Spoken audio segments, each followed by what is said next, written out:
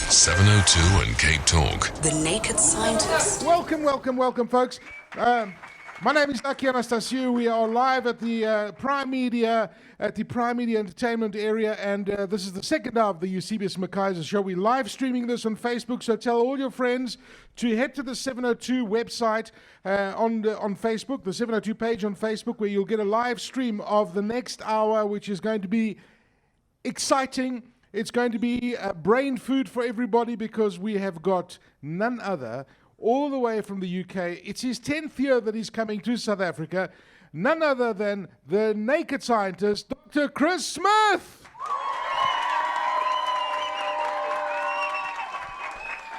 Who will be joined in conversation by none other than your host on 702 and CapeTalk between 9 and 12 every day, Mr. Eusebius Mckaiser!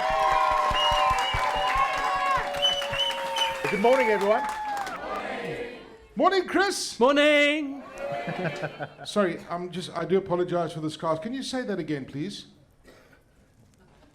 There you go. Morning. I was just messing around here. Morning, everyone. That's right. So this is the first question, Chris, just to get you. What did you want to ask Dr. Chris Smith, the naked scientist? What is the meaning of life? Well, there you go, Chris.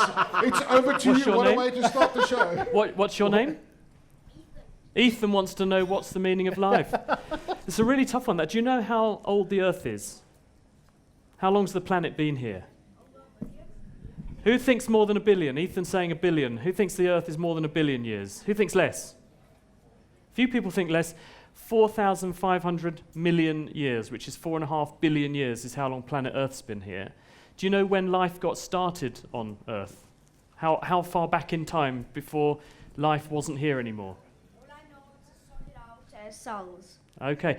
When would anyone like to guess life got started? If the planet's 4.5 billion years old, how long do you think it took before life emerged? Someone's saying 3 million. At the back, shout out. You're suggesting 65 million years. Would it surprise you if I told you we've got rocks from Australia from 4.1 billion years ago showing evidence of life? So the Earth was only about 500 million years old before there was already life here. It wasn't very complicated life. It was bacteria, so single-celled organisms that you need a microscope to see. And for about the next 4 billion years, they didn't do very much. And it was only about 500 million years ago that single-celled organisms, these microbes, teamed up together to make complicated things with lots of cells in them, the earliest forms of life. And they then turned into more complicated forms of life until you get to us and our ancestors in very, very recent time. So actually life's been around for a really, really, really long time, but the complicated life, like us, has only been around in a blink of an eye, really, in comparison. But life is just chemistry. It's chemical reactions that make energy in cells and make those cells able to live. And you need a nice place like this for them to live, and if we ruin it, then we could upset the apple cart. So life is pretty important, but it happens pretty quickly.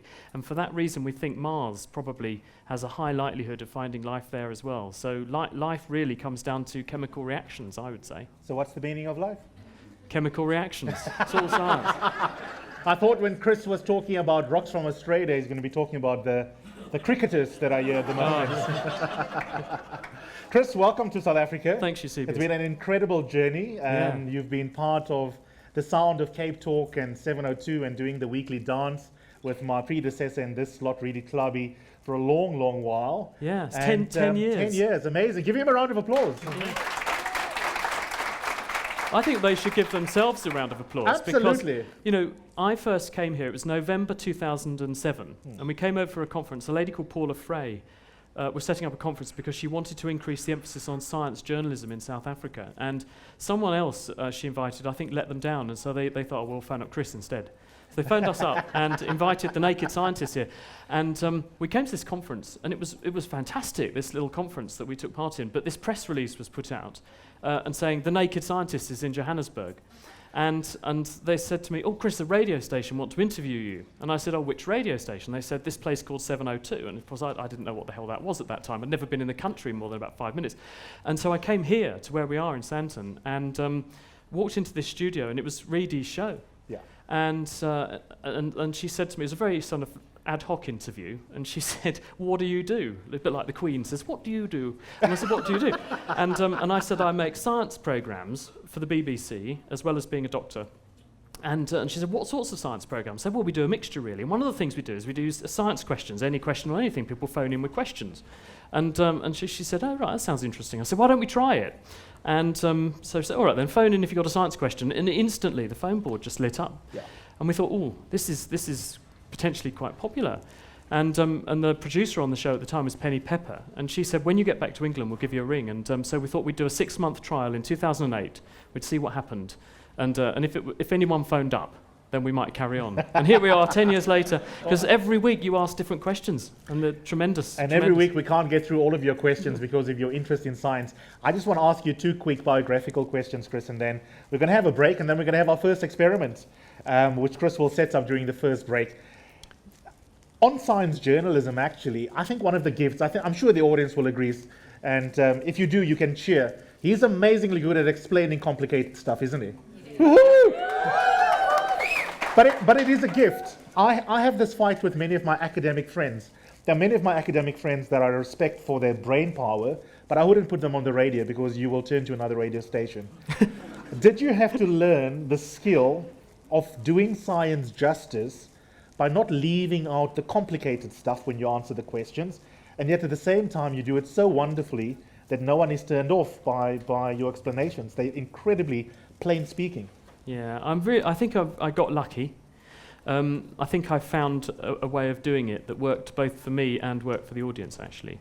Because at the end of the day, I got tired of watching telly programs and listening to other radio programs where the emphasis was all on superlatives, the fastest, the nastiest, the meanest, and unless it had some massive kind of superlative attached to it, then it was regarded by producers as not very interesting. And then you watch an episode of David Attenborough's programs and you think, well, there's none of that in there. They're just bloody interesting because they're really bloody interesting. So we'll just make interesting science interesting. Science is already interesting. We just have to tell it the way that people can understand and follow. And I realised it's all about the language.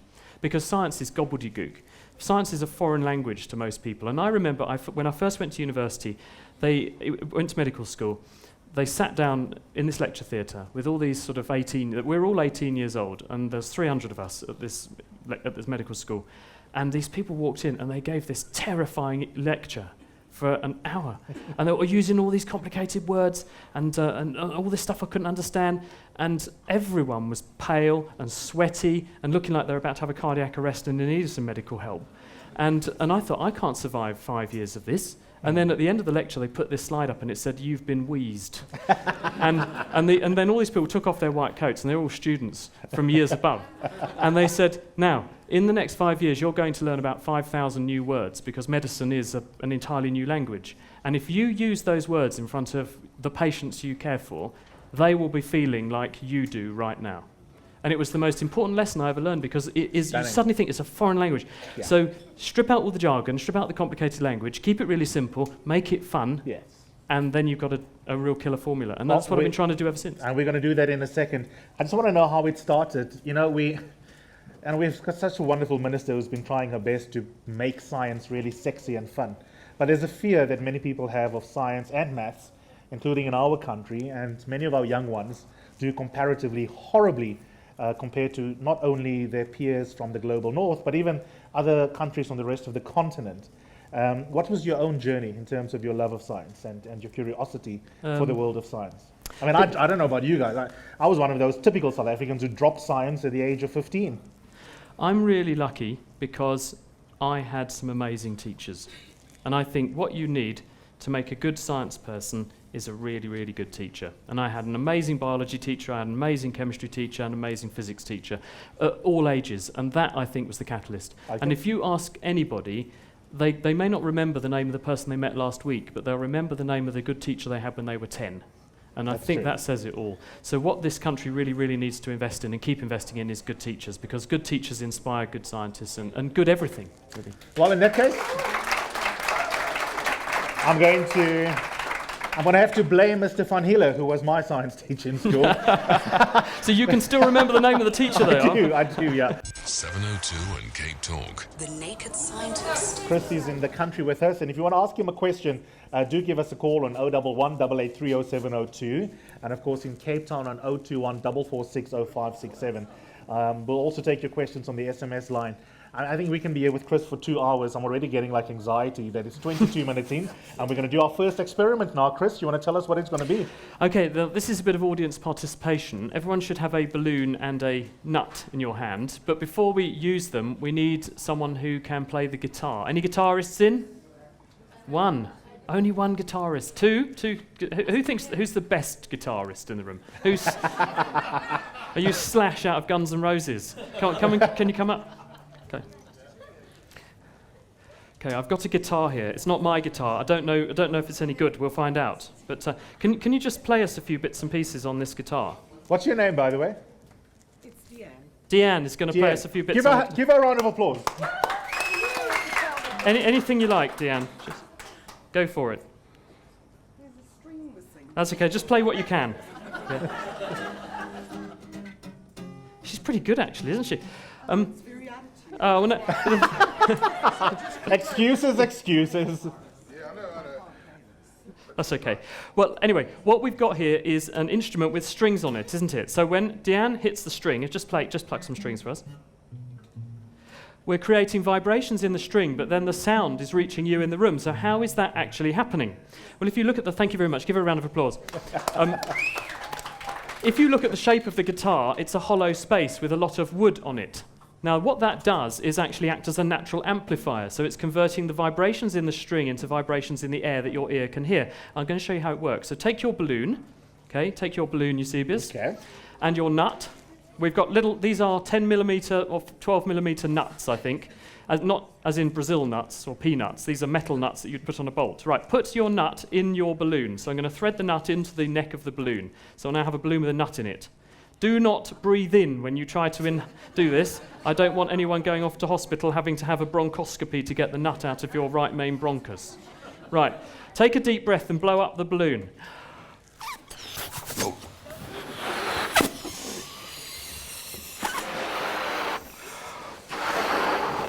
You need your balloon about so big. So I've now got a balloon that's about 3/4 inflated. And then tie it off. Okay, we're going to get some balloon farting noises Don't now as laugh, people Abel. let go of them. Right, there we go. So you should have a balloon with a nut inside tied up. Everyone got to this stage? Okay, now what I want you to do is to hold the balloon with your hand over the bit where the knot is at the top that you've tied off. So that's going into your palm. Okay? So you've got the balloon pointing downwards, out of your hand. Right? Now I want you to twirl your wrist and spin the balloon. And if we listen carefully, we should start to hear something. Cool.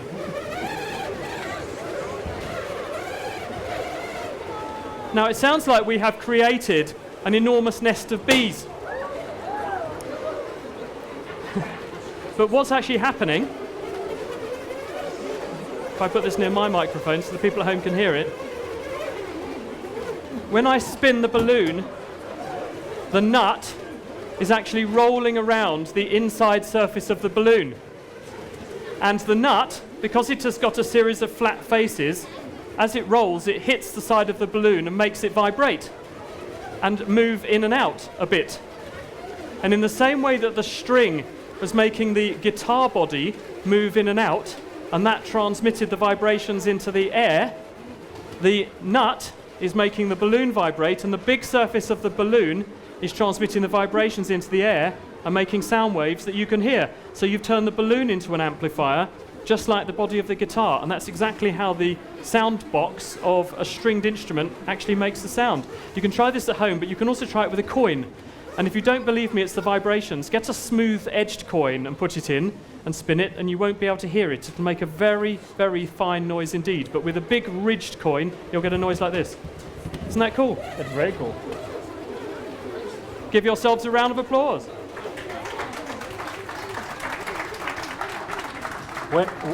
When is the best time to try it at home? When mum is trying to take a nap? Yeah, usually when she's trying to make a telephone call. It's very distracting.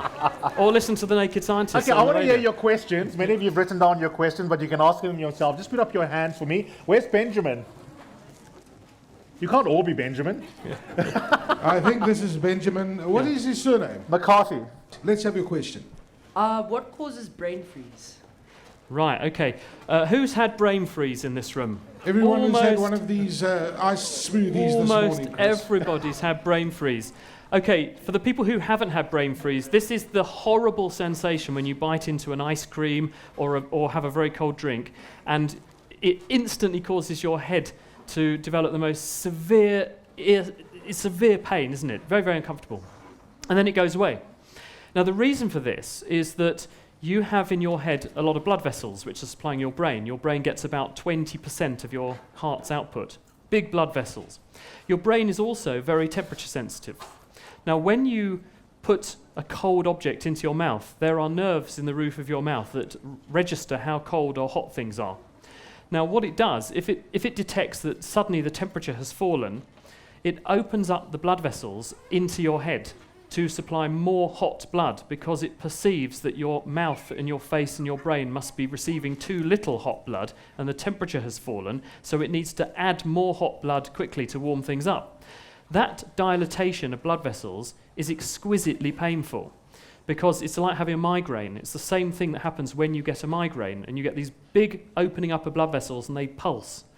Now, as soon as your body realizes its mistake and the temperature goes up again, it closes the blood vessels back down. So we think that brain freeze is what we call referred pain, which is pain you feel it in your head and in your brain, but it's not really coming from there. It's actually being provoked by your mouth dropping in temperature and the blood vessels opening up painfully. Fantastic. Aliyah, where is Aliyah hiding? Down here. Yeah, little Aliyah's got a fantastic question. Here we go. Aliyah, won't you stand up? What is your question? Why doesn't oil and water mix? Why doesn't oil and water mix? Finally, I've been wanting to know. It's like, why is politics and corruption so intrinsically sort of the opposite question. Really lovely question. The reason is that water is what we call a polar molecule and oil is not. What I mean by this is, if we look at a water molecule down a microscope that was really, really, really powerful, does anyone know the chemical formula for water? H2O. That means there are 2 hydrogen atoms and 1 oxygen atom. It looks a bit like a mini boomerang with an oxygen atom in the center and a hydrogen sticking off and a hydrogen sticking off. Now, oxygen loves electrons, and it's a bit minus because it pulls the electrons of the hydrogen towards it. So you end up with the water molecule with the oxygen being a bit minus and the hydrogen being a bit plus. Now that means when you put lots of water molecules together, the pluses all stick to the minuses, and that means the water glues itself together, and that's why it has the behavior that it does. But oil molecules are just long chains of carbon atoms all stuck together with hydrogen sticking off the side. And they don't have any of these charges. So the oil doesn't like the water because there are positive and negative charges on the water that the oil doesn't have. So the oil goes to other oil molecules because it feels comfortable close to those, and the water goes to other water molecules because it can electrically stick to them and feels comfortable next to those, and the two won't mix together. If you want to get the two to mix together, you need to use something called a detergent or a surfactant. And what that is a long chain of oily particles with a charged acid at the end. And the acid pulls the oil into the water and makes it dissolve, which is how your soap gets the grease off dishes. Oh, that's pretty cool. You knew that, didn't you? Chris, what are we going to do next? What have you been cooking up there? I'm going to set up an experiment which is going to take a little while to work. So then we're going to actually do one that needs a bit of participation. So everyone knows what one of these is, I hope. And for the people at home who are listening, can you shout out, what have I got in front of me? It's a glow stick, okay? You can see it's not glowing. And if I just break this so that the chemical that's in the glass tube inside here and shake it up comes to life. So this is a chemical reaction. And this is a chemical reaction which involves hydrogen peroxide, which is an oxidizing agent, mixing with a dye called luminol. And the hydrogen peroxide feeds energy into the luminol and it makes it glow.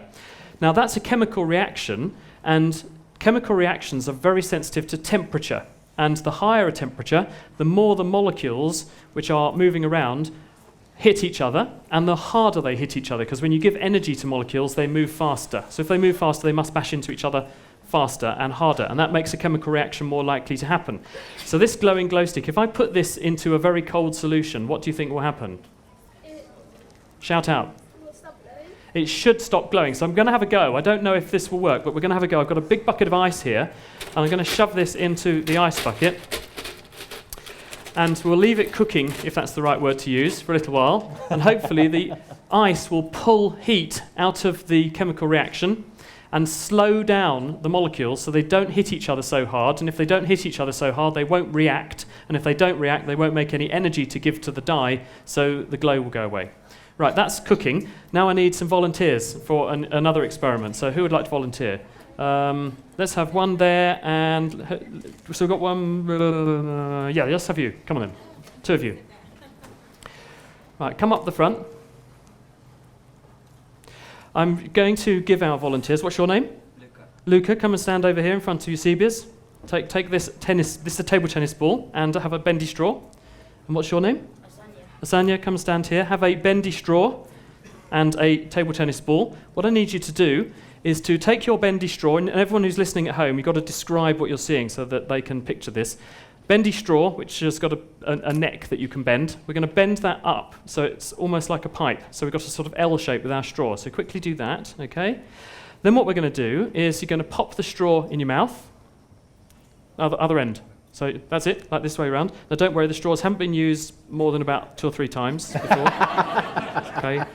So you're going to put it in your mouth, and then we're going to blow really hard down the straw, and I want you to take the table tennis ball and hold it over the upward pointing end of the straw, blow really hard, and you should be able to let go of the table tennis ball, and it should stay supported. So do you want to have a go? Blow really hard, and let go of the table tennis ball. Almost. Right, have another go. So what's actually happening is we're almost at the point where we've got the table tennis ball being suspended above the end of the straw. Shall I show you how it's done? Cool.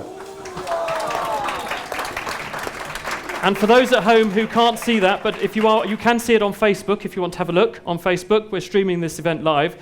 The table tennis ball is suspended above the end of the straw. I will now explain why. Thank you very much. You may keep the straws, but may I have the balls back? Chris? It's just the consistency of the blowing, right? You just have to blow consistently at a medium pace. You don't have to go... You just have to blow steadily. Now, the reason this happens is because of something called the Coanda effect, after Henri Coanda, who first described this. But what happens is that when I blow through the straw, the air comes out of the end of the straw, and the ball is above it. So the air goes around the ball on all sides. Now, because of the Coanda effect, which is that fluids, and air is a fluid, believe it or not, fluids stick to curved surfaces. So the air sticks to the curved surface of the ball. Now, if the ball tries to move in any direction, it pulls the air with it. Now, Isaac Newton told us, with his third law, for every action there is a equal and opposite reaction. So if the ball pulls the air in one direction, what does the air do to the ball? Pulls it back. And if the ball pushes on the air because it's moving towards that side, the air pushes back. So whichever way the ball tries to move, it's always going to feel a force pushing it back onto the airstream.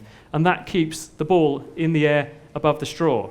So that's pretty cool, but then someone would say, that's great, but why does that matter? That matters because that keeps your aeroplane in the air. Because when air goes over the top surface of an aeroplane wing, the air is pulled down onto the curved surface of the wing. And if the air is pulled down onto the wing, what does the wing feel? It feels the force pulling back up on it, and that generates at least some of the lift that you get from your aeroplane wing. So that's how a plane works. Wow. I'm still going to think at least once about a plane falling out of the sky. Aki, let's get some more questions from the audience. Catherine Fenter. Where's Catherine? All the way on the other side. We've got a question from Catherine. Okay. And then, you know, Chris, I'd never neglect this cheap seats. We'll take some from social media and also people who are calling in as well. But Catherine, you give us your question, if you remember it. I do, and I just wanted to know what the difference is between artificial and human intelligence. Right, okay, what do we mean by artificial intelligence, AI? Well, artificial intelligence is where we write computer programs that are capable of learning and being intelligent rather than just working in an automatic way. If I wrote a program that said, if the sky's blue, then put the umbrella down, if the sky's not blue, put the umbrella up, then that's just automation and it's not particularly clever. There are exceptions to the situation where the sky might be blue, but you still need the umbrella up because, for instance, you might think, if I put the umbrella up, then I don't get sunburn. So therefore, I need to learn that, though, don't I? And if the program can't learn that, it can never change. It will always give you sunburn. So artificial intelligence is writing algorithms, systems, programs that can acquire information and teach themselves to improve their performance. I'll give you an example of how this works. I interviewed a chap from California last year who had taken the artificial intelligence algorithm that Google have produced and showed it 1 million pictures of things, and then showed it 100,000 pictures of skin, so it could discriminate skin from 1 million other things, and then showed it thousands of pictures of skin cancer. So basically, the program is being asked, look at all these pictures and extract the details which enable you to distinguish skin from, say, a car or the ceiling, because it's just a computer program, it's completely thick, but it's got to be able to find consistent things that tell it it is skin. Then, look at these pictures, I'm going to tell you of these thousands of pictures which ones are real cancer and which ones aren't. So the program now has learned, we don't know what it's looking for, but it's looking for features that single out skin cancer. Then you can say, now it should have learned how to recognize what is skin, what is a skin lesion, what is a skin cancer, and what is not skin cancer. We can now test it by giving it, say, thousands of pictures it's never seen, and ask it what's the diagnosis. When they did this experiment, their system outperformed 20 board-certified dermatologists at the diagnosis of certain types of skin cancer.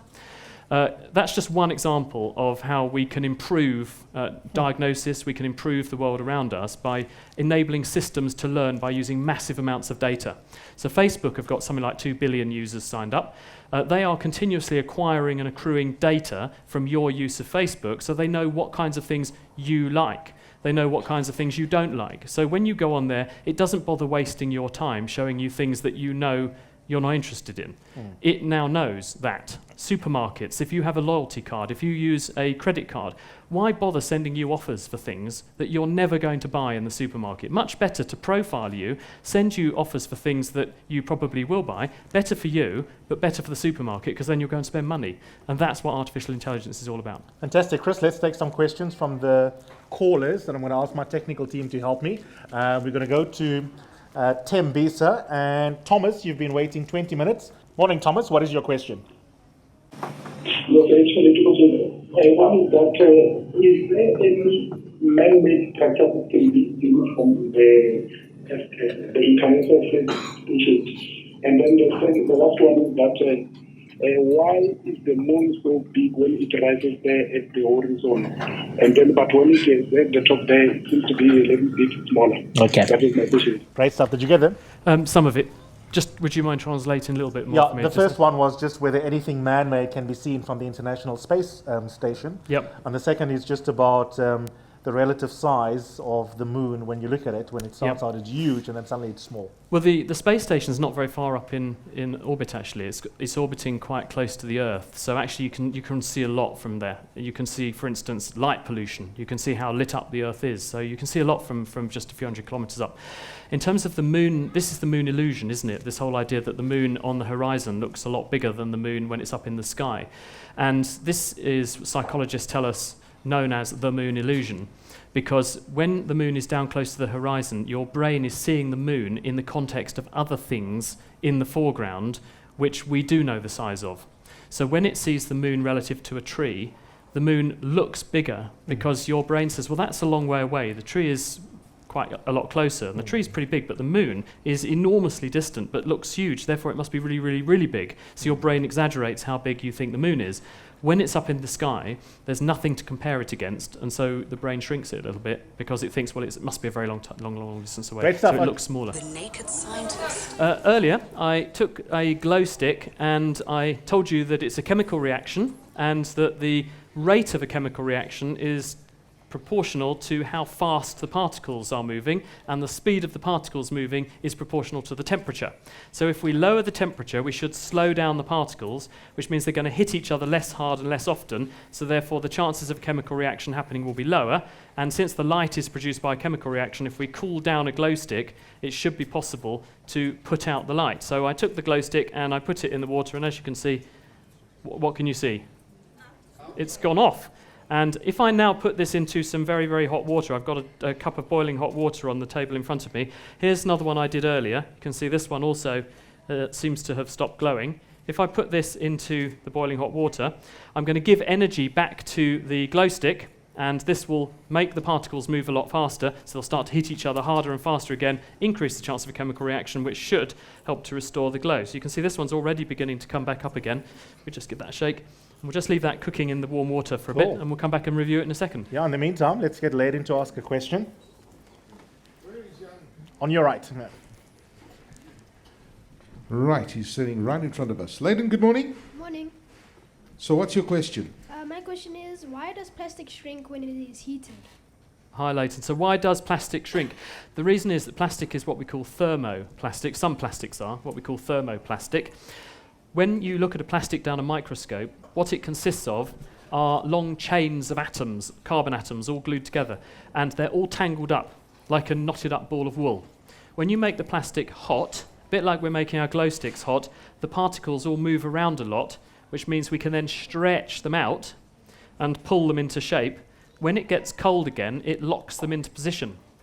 But when you warm the plastic up and give them energy again, then they try to ping back like an elastic band and go back to their original starting shape, which is much smaller again, which is why it shrinks when you heat it. Cool stuff. Okay, so by the way, we're not going to get through all of your questions, but Aki will be with Chris, and although I'm going to run back to the studio and go and talk books, the studio audience here at any rate will get more interaction time with Chris, and I'm also going to ask Chris just to tell us what's going to happen at the RAND show before the top of this hour. So don't worry if you've written down a question and you're looking at the clock and you're just a bit worried. We will give you plenty of time to interact with Chris after 11 o'clock when I run back onto the other side of the studio. Giles, you've got a cool question. Giles, where's Giles? Oh, there he is. Okay. Hello, Giles. Nice socks, by the way. I bet you Chris can't answer why do men wear multicolored socks like that. So. But what's your question? First adult question of the day. Why do we get persistent hiccups when we drink alcohol? What are you drinking? Do you know, does anyone else have persistent hiccups when they drink alcohol? Do you know, I get it when I have a chili. Yeah, I When do have with hot chili. and I get some hiccups. I don't know why. First of all, what's hiccups? Hiccups, the posh name for hiccups is singultus. And this is a spasm in your diaphragm. The phrenic nerve comes out of your brainstem, and the phrenic nerve comes out of your high part of your spinal cord and runs down to your diaphragm. And that's what makes you breathe. And it's connected to a whole bunch of nerve nuclei, or clusters of nerve cells in your brain stem, which generate your respiratory rhythm. And what we think, under certain circumstances, certain things make you hiccup because you get activity in adjacent nerve clusters, which spills over into these respiratory centers and triggers their activity inappropriately. So it might be perhaps in you that when you drink, perhaps the alcohol irritates things on the way down, and that spills over some nerve activity in your brainstem and makes you hiccup. Some people say if they take, say, painkillers with morphine in them, it makes the end of their nose itch. No one can explain that apart from the possibility of some kind of spilling over of nerve activity into adjacent parts of the nervous system. So you're telling him to stop drinking? I wouldn't go that far, no. If you can live with the hiccups, I'd live with the... Gabby, can we get your question? Where's Gabby? Right at the back, Aki. Where? Behind, there she is. lurking there behind Alistair. Give me a second. I'm making my way towards Gabby. Hello, studio audience. Right, Gabby. Hi there. I just wanted to know why your eye or one of your eyes twitches involuntarily, supposedly when you're tired, and is it actually linked to tiredness? Right, so why do we get that irritating muscle spasm around the eyes? It can happen in many muscles actually, but you tend to notice it in your eyes because it's so distracting when it happens in that particular location. In your body, muscles are powered by what we call motor neurons, and motor neurons are a nerve in your central nervous system that comes out of the central nervous system, runs in a nerve into the muscle, and then talks to the muscle to tell it to move. when the muscle fires off inappropriately like that, it's because some inappropriate nerve discharges are coming out of that motor neuron. The pattern of activity in your motor neurons is really tightly controlled in the nervous system, but if you irritate the motor nerve in some way, for instance, tiredness can do this, it can just lead to it becoming slightly more irritable. Certain drugs and other chemicals, caffeine can do this as well because it increases the excitability of the nervous system. It causes a few cells to escape from the normal control, causing a few muscle fibers to trigger, but not all the muscle, which is why your eye doesn't close completely, it just irritates in that twitchy way, but it's usually tiredness that does it. Okay, let's take a call. We're going to go to Paul. Yusuf, thank you for your patience. What do you want to ask Chris? Thanks, man. I want to know if you put anything in a deep freeze and the next morning everything is frozen, meat, whatever. But if you put rice or any spices in there, it can stay there for months, but it doesn't freeze. What is why is it like that? So why do some things not freeze? Well, you'll struggle to freeze alcohol, for example. So really concentrated solutions, alcohol, that kind of thing won't freeze. Rice should freeze, but probably what's happening is there's not enough water around each rice particle to make the rice glue together as a solid block. So the rice can still be broken apart, but the overall temperature will be quite low. Very cool. I think we've got time maybe for one or two more questions. Why don't we get a question from Razine? I want a question from little Razine. Razine, where are you, Razine? Yeah, he says. Right there. Hello. How old are you? 5. 5. Wow.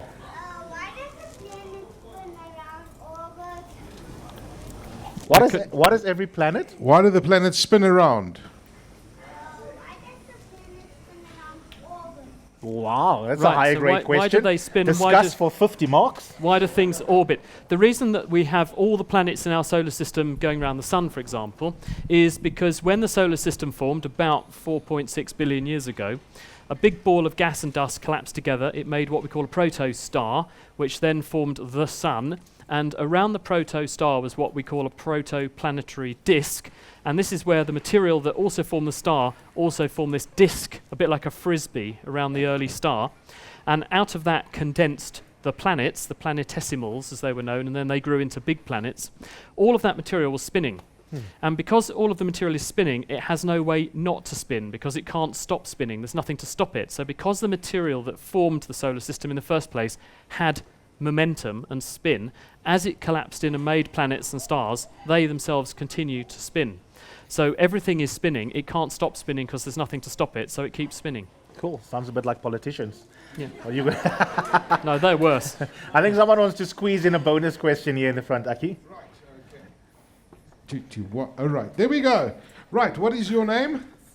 Sarita, what's your question? Okay, obviously I'm listening to everything you're saying. This might be a question out of the ordinary, but you just mentioned now that obviously the sun and the sun dust and whatever formed the sun. At what point, obviously you're a scientist, at what point do you believe that everything happens for science reasons, or it actually happened because God made the sun and the stars?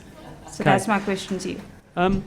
Right, this is more a sort of philosophical question than a scientific one, but I don't think that science and religion are at odds with each other at all. We know that the universe began to exist about 13.8 billion years ago. Something must have led to that happening. The Big Bang occurred, and in fact the person who gave scientific evidence for the Big Bang was himself a priest. He was called Lemaitre in the 1930s and 40s, and he came up with the maths that explained how the universe could have popped into existence and continued to grow. And out of that early universe came everything that, largely a lot of hydrogen and helium and lithium, and then out of that came all the stuff we're made of. So we're all being made by processes of science. You couldn't exist without science because the elements that are in your body came from a star somewhere out there in the universe. So you couldn't exist without physics. Try telling that to a person who doesn't like science at school. But so inevitably we depend on science for our existence, but why we're here at all is a very different question, and I don't think that science and religion are at all at odds with each other. Chris, in 30 seconds, speaking of why are we here at all, why are you here in South Africa? I'm here for the RAND show, and from tomorrow we're going to be doing 2 shows of science experiments in front of a live audience at the RAND show each day. for this weekend and also next weekend. Plus, we're going to do a special sort of bonus Q&A in the middle of the day. It's going to be called Fox Dr. Chris. So if anyone hasn't had enough today, you can come along and see more of the experiments. I'm going to do some really explosive stuff. I mean, this is dangerous stuff you absolutely shouldn't do at home, which is precisely why I'm going to try and do it. Excellent. Okay, thanks for tuning in on the 702 streaming. And for the live studio audience, I'm going to give you more chance to ask questions. Oh, wow, look at that. So these are our glow sticks that we've warmed up. We've given energy back into the chemical reaction, and anyone can see, are they now glowing really, really, really brightly? Yeah. Yes. There you go. So and then I'm going to leave you in the hands of Aki and the Naked Scientist. Can we give him a round of applause? Okay. So, Chris. Right, where is Ben? Ben Ludick wants to know. Ben is 15 years old. Maybe we can get the, we'll see if we need the microphone. We'll get through them quite quickly. How does your body indicate different levels of pain? Okay. The way that pain works, is this your question? Who asked this question then? It's Ben. Hello, Ben. Ben at the back there. Okay, the way your body detects pain is that you have a population of nerve cells, and the fancy word for them is C fibers and A delta fibers, and they're really tiny. They're thin threads which are 1 micron, which is 1,000th of a millimeter in diameter, and they're really, really insensitive to anything other than really damaging stimuli. So when you damage or injure a patch of skin, it tears these nerve endings, and they send barrages of impulses up to your spinal cord, and they connect in the spinal cord to specific targets that, when those targets are activated, tell your body there is pain in this part of the body, because the spinal cord has got a map of your body surface in it. So if you get activity in one patch of the spinal cord, in the pain part of the spinal cord, it says this part of my body must be hurting, and the bigger the signal that's coming in, there must be more pain, not less. So the more the signal and the bigger the area of your spinal cord that's getting active, the more pain you must be experiencing. Now that's if you traumatize something like tear tissue. The other way of getting pain, who likes curry? Who likes spicy food? Okay, what does it feel like when you have spicy food? Burning sensation, right? That's because there's a chemical in the chili called capsaicin, and another population of these very tiny nerve fibers have got receptors, chemical docking stations on there for the chili ingredient capsaicin, and when that binds to them, it strongly stimulates those nerve cells and makes them feel like they're being burned, even though they're not. So you can experience a burning sensation chemically from capsaicin, or you can really hold a cigarette on your skin or something and burn yourself if you really want to, but the capsaicin is not going to do you any harm, it just feels like it's doing you harm. Okay, Ella McCarthy, where are you? There's Ella right in front. Ella's got a great question. Are there any other Earth-like planets? Are there other Earth-like planets in our solar system or elsewhere in the Milky Way galaxy? Elsewhere. Okay, the answer is absolutely yes. And in the last about 20 years, we've begun to discover what are called exoplanets. These are planets which are orbiting stars other than our own sun. And we now know of about 5,000 of these planets, and a proportion of them do have features very similar to the Earth. In fact, there was one found recently that's very watery and has a similar size to the Earth, but it's quite a bit hotter than Earth. So some parts of its surface are going to be a bit too hot to live on, but other places might be just right. So yes, there are lots of planets out there that are quite like the Earth, but getting to them is not easy because they are light years away. So even if we started now and travelled in the fastest space rocket we have, it would take us more than a human lifetime to get there. So they're not reachable at the moment, but they do exist. Right.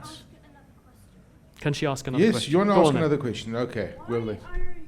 Why are your gums more sensitive to than other areas of your body? Okay. Your gums. Like when you brush your teeth, you know, sometimes, I know that feeling. Well, part of the reason is that what you put into your mouth makes a very, very big difference to whether or not you're going to be alive tomorrow, doesn't it? If you eat the wrong thing, that could be curtains for you. So the body is really, really sensitive in areas where it can really, really have serious consequences for your health. And so we have a huge amount of our brain devoted to decoding what goes on in our mouth. and your tongue has more area of brain for controlling it and in decoding the senses from your mouth than the whole of this part of your body put together. So most of my body has almost no brain tissue devoted to controlling it, but my tongue has a huge area, and similar for the gums and the teeth. And this is because you work out where food is. You don't want to accidentally bite yourself. You don't want to accidentally stick things into your gums and cause infections and injury. So you have a lot of nerves there to make sure that the tissue is, A, you know what's going in your mouth and that it's safe, and B, to making sure that when it's in your mouth, it doesn't hurt you. Okay. So, Chris, talking about food, I've got a question. We've had a recent outbreak of listeriosis in South Africa, and I was reading some fascinating research, listening to it, in fact, on a podcast about the carcinogenic dangers that nitrates has got. And nitrates we find in a lot of processed meats, bacon, and all those sort of things. What's the latest research on nitrates? Is it bad for you? Is it carcinogenic? Because healthy eating is the big thing now, and we don't want to poison our bodies. No, well, healthy eating is really important. But it's important to remember that everything can give you cancer. Oxygen gives you cancer. So I wouldn't advise not breathing. But, so it's everything in proportion, isn't it? So if you eat loads and loads and loads of something, yes, you will change your risk of a certain disease, but you'll decrease your risk of another. Salty food and foods like bacon, processed meats do contain high levels of salt and nitrates. They do have a higher risk of cancer. But malnutrition also has a high risk of disease as well. So everything in moderation, I think, is the advice. Okay, good tip. Angela Neo, where are you? There's Angela. So Angela's got something she wants to find out about getting old, right? You're 11 years old. Yes. Why do people shrink when they get old? Is that your dad that's sitting next to you? Are you saying that he has wrinkles? Are you saying why do they shake? Shrink. Okay. The reason we shrink when we get older is for two reasons. One is that we get wrinkly because you lose elastic tissue in your skin. If you take your hand, hold your hand out in front of yourself, if you just pinch up the skin on the back of your hand, so you pull the skin up like a tent, and then let it go, yours pings straight back. Now mine takes a few seconds. Some people, it won't ever ping back until they helpfully rub it down again. Anyone in that position in this audience? No one wants to admit to it. We lose elastic tissue and other things called collagen, which is another kind of protein, a connective tissue in the skin, as you get older. And this is a natural consequence of aging. As you get older, you become less good at making these things that give your skin and your other tissues their suppleness and their elasticity. You also lose tissue from other parts of your body, like the discs between your backbones. If you look at your backbone, you've got big blobs of bone, and between them are these things that look like flat discs. They're about, in a healthy person, about a centimetre tall. As you get older, they shrink because they lose moisture and they lose the connective tissue, a bit like your skin, which means that they tend to shrink a bit. And because you've got lots of vertebrae, if you lose a little bit from every single one of those discs, collectively, you do tend to shrink down. So that's why people get a bit shorter.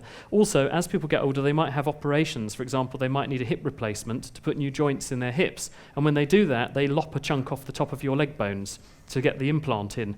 And so everyone gets about an inch shorter when they have a hip replacement. So that might be another reason why people have shrunk. Oh, I didn't know that. And it's a very successful operation, isn't it? Probably one of the most successful operations that's ever invented. Yeah. Fantastic. So where's Luca, who's 16 years old? Hello, Luca, where are you? Oh, there is Luca over there. I'm going to read out Luca's question because it's an interesting one, and I don't know how true this is, but he says, why do we see the color green more than the rest of the other colors? There are a number of reasons why we're differently sensitive to different colors, and one of the reasons is because of how nature decodes color. In your retina, at the back of your eye, you have cone cells that decode the colors that come in. The cones are the color-sensitive cells. And they have a pigment in them called rhodopsin. And different colors of light lock onto this rhodopsin and change its shape. And that then changes the activity, the electrical activity of the cone cell, which then sends a signal to your optic nerve, which then sends a signal to the brain. Now, early on, we evolved in the water. And in water, you don't get much blue light actually getting very far into the water. A lot of it gets reflected straight off, doesn't penetrate very far. So animals that lived in the water to start with needed to see greens and reds because they tended to penetrate a bit further. So we evolved initially to see those colours. Then we came out of the water. Blue wasn't terribly useful for us, and so we didn't really have a lot of ability to see blue, and we only gained that later. We have a population of cones that see blue, but they're only about 10% of all your cones, so you don't have as much ability to discriminate blue colours as other colours. Interesting. Where's Danny? Danny, 23. There's Danny over there. Alistair, won't you just give the microphone to Danny? She's got a very interesting question. Hi, Danny. Hi. I just wanted to know the link between adrenaline and epilepsy. Right. So the question is, what's the difference between adrenaline and epinephrine? What's the link? The link between adrenaline and epilepsy. The reason I rephrase the question is because there is no difference. Americans call it epinephrine because they're like that. Any Americans in? No? Yes? Hands up, anyone from America? Good, I can insult Americans with impunity. No, I'm just joking. But the reason is Americans call it epinephrine, we call it adrenaline. The rest of the world calls it adrenaline. The reason they call it epinephrine is because adrenaline comes, and this is the funny thing, you ask an American, where does adrenaline come from? And where does epinephrine come from? They say the adrenal gland.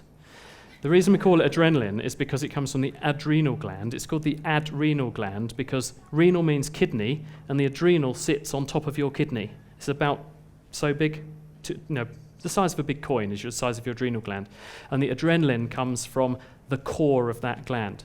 And for some reason, Americans decided they wanted to call it epinephrine. Epi meaning, is not wrong, because it's Greek. It means epi. You can tell us this, epi. What does epi mean in Greek? Epi, repeat, I think, or again.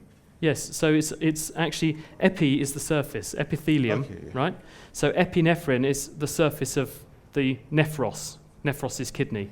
So they just gave it a different name. So there's no difference in the two. So you can go, because it doesn't quite have the same ring to it, does it? Like, wow, I can't take the epinephrine rush. It's like, Good question.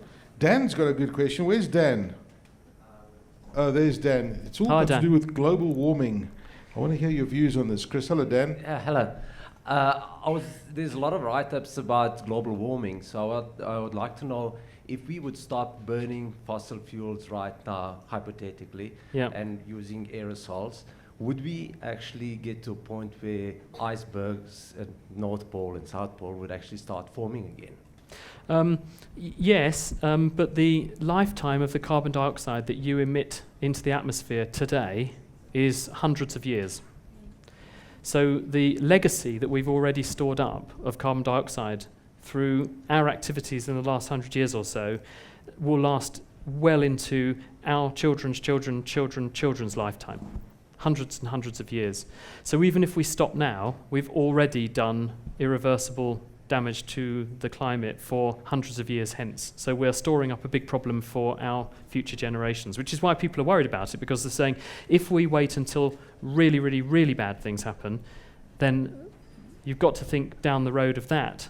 It's going to get even worse before it begins to get better, which is why people are trying now to curtail what we do, because then we might be able to limit the effect, whereas if we do nothing, we won't be able to limit the effect because we'll get to a point of no return. Because the problem is, if you keep on releasing carbon dioxide, then the temperature keeps on rising, and then you melt our polar ice caps, for example. At the moment, they reflect a huge amount of energy off into the sky. If you melt them, then there's nothing to reflect that energy back into the sky, so it all goes into the Earth, and it warms up the Earth even more. And so the Earth gets even hotter, and then you go into this runaway greenhouse effect, potentially, which is what people want to try and avoid. Where's Jethro? Hello, Jethro. Jethro has a very interesting question which I don't even know the answer to. It's a great question. What is it, Jethro? What makes gold the color gold? Okay, why is gold golden and silver silver? The reason for this is that metals, like gold, have a lot of electrons, which are negative particles, around the outside surface of the atoms. And when light comes in, it goes into that cloud of electrons and makes them vibrate, and then reflects the light back out again. But not all of the colours are completely reflected. Some don't get reflected. So if you remove some of the colours, you get a gold colour from white light, I mean. So white light comes in, some of the colours are absorbed, but the majority gets reflected back off, and that causes the gold coloration of the light that gets reflected. So, Chris, can I ask you a question? I mean, it's something that fascinates me as well, is that how fast the world is growing in terms of, you know, we're hearing about technology changing the face of jobs and artificial intelligence earlier. And computers are slowly but surely are going to be faster than our brains in a decade or so, if that is possible. But what impact do you think technology is going to have on all these young kids' jobs over here? And how far are we from living in a world where we will be, you know, augmented by technology so that we'll be plugging in a chip into our heads to help us think faster and keep up with everything that's happening around us? Is that a realistic, futuristic outlook? Yeah, people are really worried about this, because when I was under the age of 10, then the idea was you go to work and, having trained as something, you'll have a job for life in that particular sector. And I was at a conference in Australia last year called Universities Australia, and this lady stood up and gave a talk, and she said, the average person coming to university now will have at least 7 different career specialties, or at least 7 different sectors that they'll work in, and possibly 20 different jobs in a lifetime. So we're moving away from people training in one thing and just doing that. We're moving into a time when people are going to have to be much more agile and learn things, and the emphasis is going to be on retraining yourself and probably selling your skills by the hour. Probably we're moving towards this whole big freelance economy. The idea of having an employer and employees is going, because employers don't like having employees because they have obligations to them. They have to look after them and do things like pay them benefits and pay them sick pay and things, and employers don't like that. They'd much rather have someone they can just rent them for an hour and then get rid of them, unfortunately. And that's the way that major industry is going, where it will just hire someone by the hour, do something, and then move on. And are we going to get to a stage where we'll plug technologies into our bodies to help us We think already faster? do. You think about it. There are people alive who have got implants that monitor their heartbeat, and if their heartbeat goes off kilter, it will restart their heart for them, like rebooting your computer. And you know, that's been around for quite a while, but we're getting more to the point where people are now having brain implants to control various diseases like Parkinson's disease, brain implants that stimulate certain parts of the nervous system to treat things like depression or other kinds of abnormal behavior like OCD. So we're already moving towards that increasingly. Okay. Where is Dennis? Dennis is over there. Hi, Dennis. Dennis has got a question about eyes and eyesight. And I can see you squinting towards the audience, Dennis. We're over here, Dennis. Just joking. Yeah. Hello, Chris, Dr. Chris. If one has an eye deficiency called retinitis pigmentosa, and your eyesight deteriorates to such an extent that you can't really see anymore, is there anything can be done? I did hear just recently that you had a talk on the radio about some breakthrough in Australia about putting a patch. It's called a patch, which you can put into the retina. Yep. Thank you. Retinitis pigmentosa is an inherited form of sight loss, and it causes the breakdown or loss of function of a layer at the back of the eye, which is called the retinal pigment epithelium, the RPE. At the back of your eye is the retina, and underneath that is this dark layer full of melanin, the same stuff that makes your skin go brown. And the reason it's there is because when light goes into your eye, if light was not soaked up by something, it would ricochet around inside your eyeball and detonate activity in lots of different rods and cone cells, and so you'd see light coming from all over the place, and you wouldn't be able to form a clear image on the back of the eye. So by having this layer at the back of the eye, when the rays of light go in, they either hit a rod or a cone and trigger it, or if they miss, they go into the back of the eyeball and they're absorbed and stopped. This layer also does a very important job of cleaning up the retina. It keeps the retina healthy, it removes waste products, it secretes various nutrients that keep the rods and cones healthy.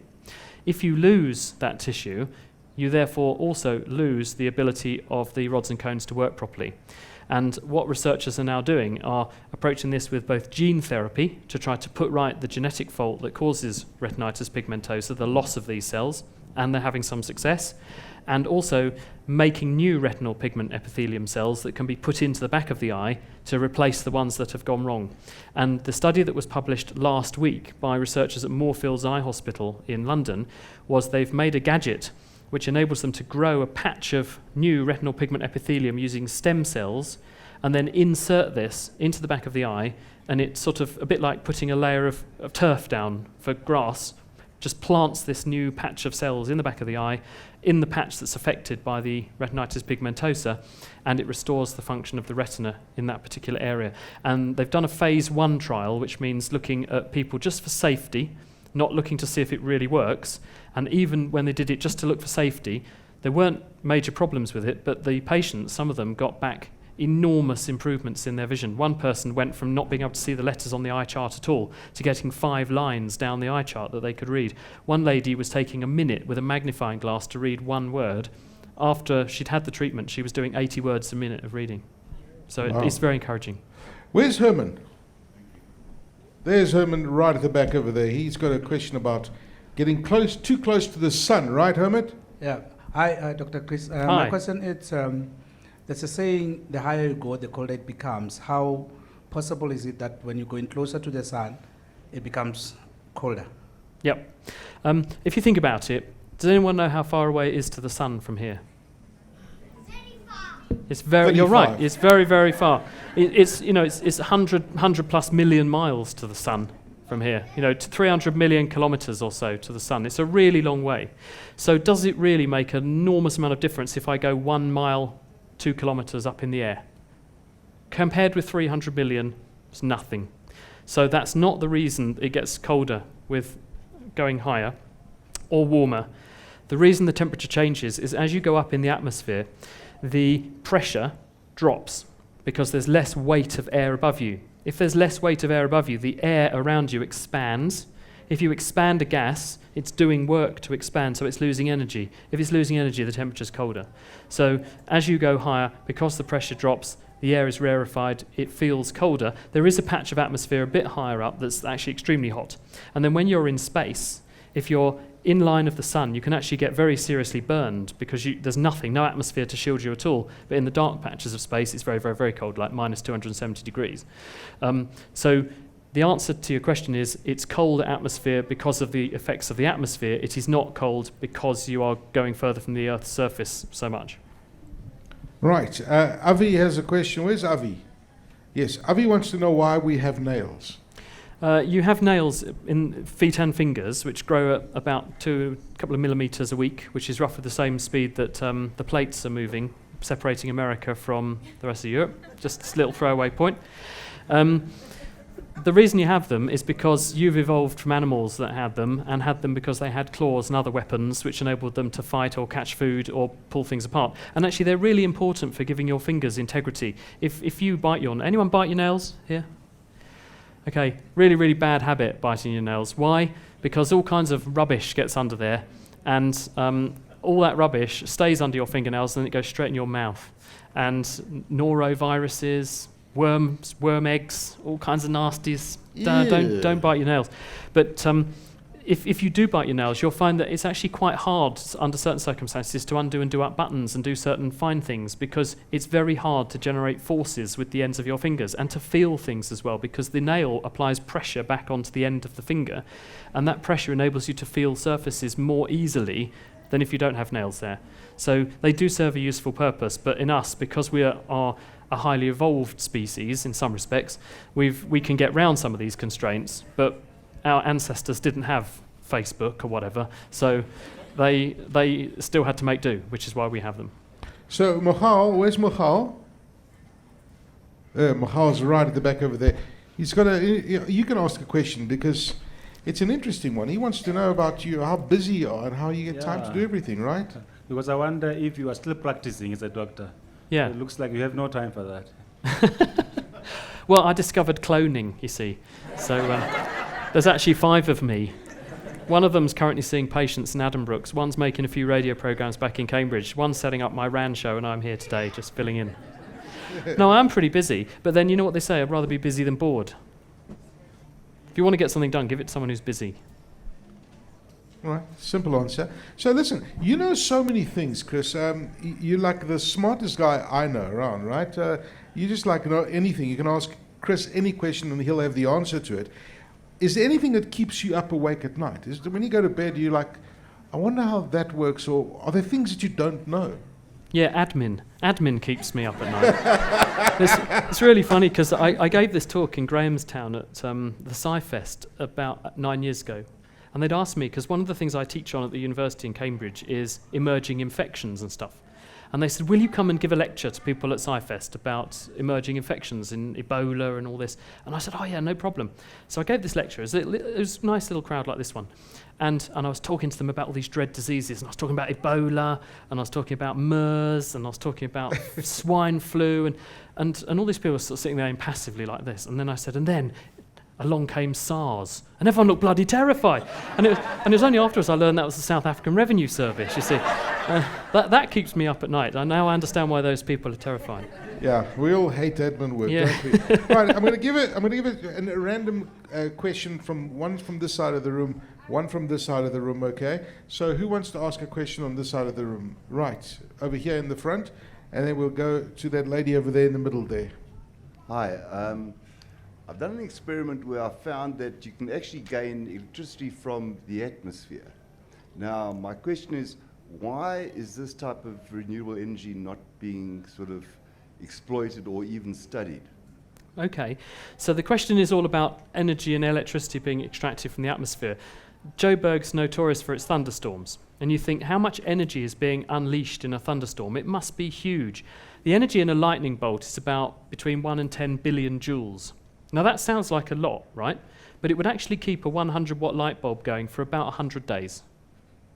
That's if you could catch all of the energy in one whole lightning bolt. Now, can you imagine the constraints of trying to do that, trying to harvest that electricity? A, it would be a really noisy neighborhood to live in. Can you imagine that? Crash, crash, crash. You've got to lure down lightning. The amount of energy you'd capture would be only a fraction of the amount that's really there because of losses, because a lot of it would go into heating up the atmosphere, making all that thunder. Then you get losses in your system, and you've got to try and store energy arriving at millions of volts and do it safely. Really, really tricky to do. Once you've taken into account all the energy cost of building that infrastructure, trying to lure down lightning in that way, and then run a 100-watt light bulb for 100 days with each lightning bolt, it's just not sustainable, so we don't do it. Okay, so one final question. Afterwards. I wasn't talking about lightning. I'm talking about the Earth's negative ions compared to the stratosphere's or the okay. ions Yeah. done on industrial scale. There is a way, if you were to, say, put a wire between the outer part of the atmosphere and the inner part of the atmosphere, the wire would see would get a potential difference. The problem is how you collect the energy, because all you end up with is all the electrons at one end of the wire and no electrons at the other, so you've got a voltage. But then how do you get it down to Earth? Because if you complete the circuit, the other half of your circuit's actually also feeling the same thing, so the electricity would never flow. So it's not trivial. The other way people have tried to do this is to put enormous arrays of solar panels into space, or they've modelled this. You put a big array of solar panels in space, collect the energy up there, because the lack of an atmosphere means that there's no losses of the solar radiation.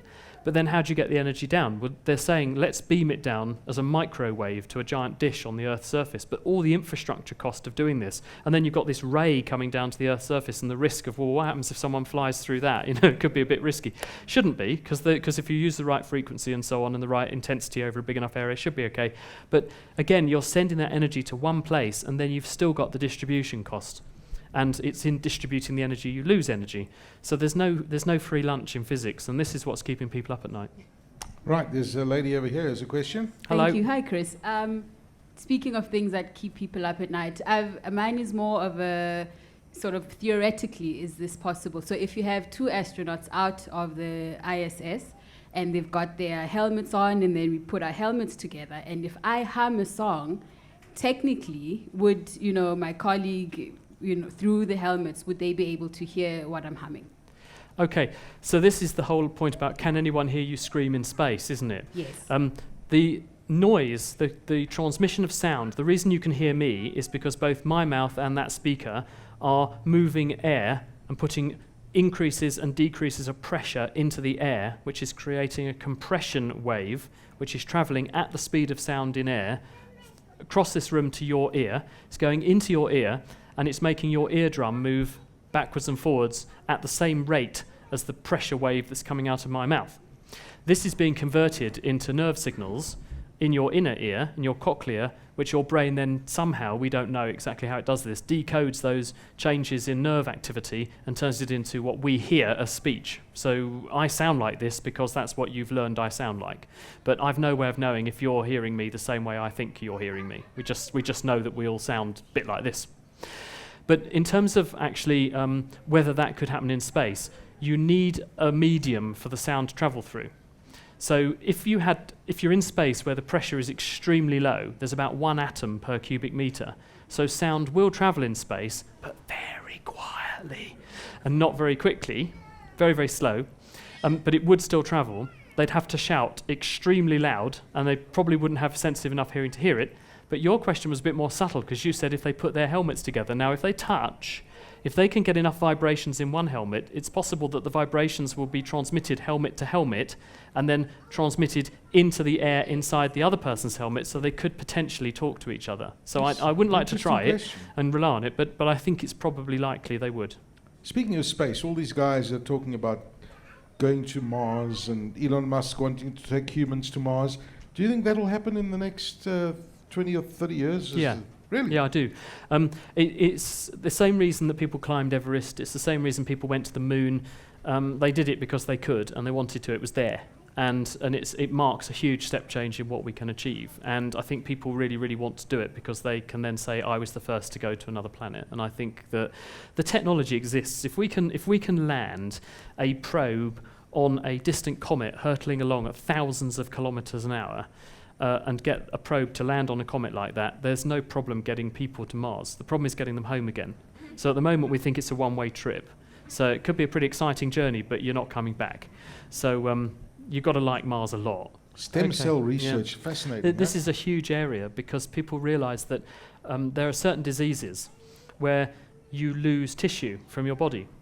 And taking pills and tablets is not going to help. You need new tissue. So we're moving into an era of medicine now where rather than just giving people drugs and chemicals, we're going to give them cells. And we're already doing that. And in fact, all around the world, thousands of lives get saved every single year with stem cell transplants. And the way they do this is for people with, say, blood cancers, bone marrow transplants. You give people drugs that destroys a diseased bone marrow, and then you put into them stem cells. You just have to inject them into the blood. And the stem cells go around in the blood, and they know they're supposed to go to the bone marrow. So they find their way to the bone marrow, and then they make new bone marrow, and they give that person the ability to make new blood, new white blood cells, give an immune system. We're now moving to an era where, having worked out how to do that, we're saying, well, can we do this in other tissues? So people are saying, if I've had a heart attack and I've lost some heart muscle cells, can I put new heart muscle in? And the answer is, yes, we can. It sounds a bit like Barack Obama, doesn't it? But yes, we can. Whether or not you can make a meaningful difference at the moment, we don't know. People are still doing these experiments. And we're also moving to an era where you can do this in the brain. The brain is much more tricky because one of the things about a human, if you take yourself, for example, there's a cell at the top of your head which projects all the way down to the bottom of your spinal cord, which is going to control your leg.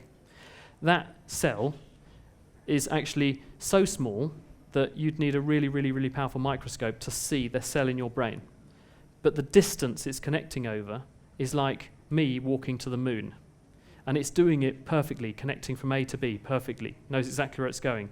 If I chopped your spinal cord, I've got to persuade millions and millions of nerve cells, all tiny threads, to regrow over a huge distance and get there and connect to the right thing.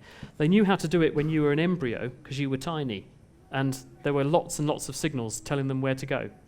Those signals don't necessarily exist in you as an adult now. All right, great stuff. Well, Chris, it's been absolutely fantastic having you here. Thank you. Give Chris a big round of applause, please. If you want, I mean, this is just a sneak preview of what he's going to be doing at the RAND show. So get to the RAND show because if Chris wants to tell us a bit of a sneak preview, but I know he has some amazing experiments with some serious loud noises that you've got planned, right? Yeah, that's right, yeah. And for those of you who don't download Chris's podcast, every week you can get it, and you can also get him on Facebook as well. Follow The Naked Scientist on Facebook, and that's the best way of getting hold of you, Chris. Yeah, so nakedscientist.com is actually the best way to find us, because every program almost I think we've ever made is there. We were one of the first podcasts ever to exist in 2001. So you can get more than 15 years if you're really that keen of programs to listen to. And the really funny thing, someone wrote to me from America the other day and they said, I downloaded your entire catalogue of Naked Scientist programs, not just like what we do on 702, there's all the programs we do for the BBC and everything else. And this guy said, I think I realised I'd overdone the listening, because I listened to the entire catalogue, like 3 or 4 programs a day. I realised when I'd overdone the listening when I began to dream with an English accent. So wonderful stuff. Dr. Chris Smith, ladies and gentlemen, the Naked Scientist. Thank you, Chris. Thanks, Aki.